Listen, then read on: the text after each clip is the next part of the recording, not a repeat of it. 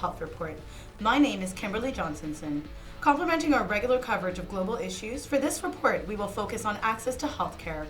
While the world's eyes are once again turned to Korea, this is not the first disaster to confront the international health community.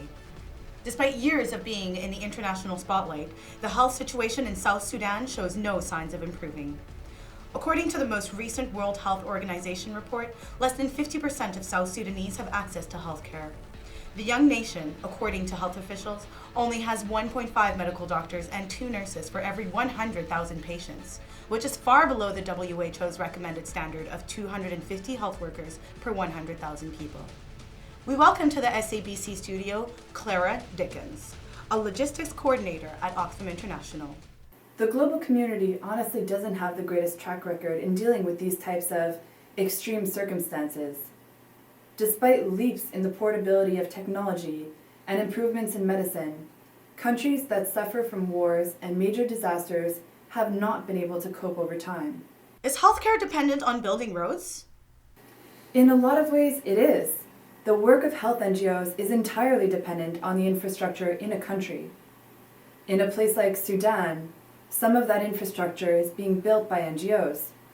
This is far from an ideal situation, however, as a government should be the one building infrastructure. At this point, NGOs are engaged in country building and are not fulfilling specialized functions, which is what the NGOs are best at. There are more than 150 NGOs operating in southern Sudan, backed by the international community and the UN, and yet health outcomes show no signs of improving. A lot of that is because the conditions that NGOs are dealing with are the result of an incredibly complex web of factors. When women need to get permission to go to the doctor, and cities are isolated by seasonal rains for months, you can imagine that the situation is quite extreme. While capacity building is within the mandate of many NGOs, ultimately the capacities we are trying to build are those that empower the citizens of the country and their leaders to be able to overcome their struggles themselves. Thank you for clarifying all of that, Clara. For our next story, SABC brings you a report on a significant issue facing many developing nations: brain drain.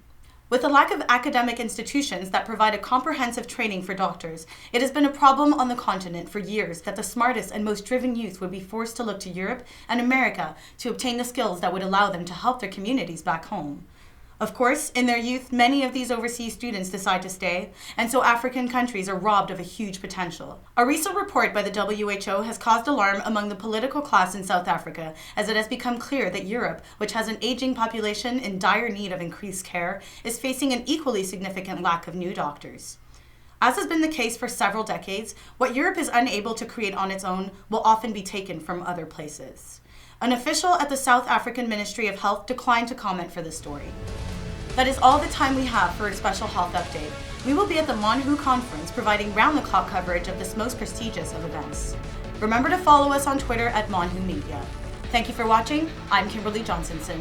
And remember, ACON does not represent Africa.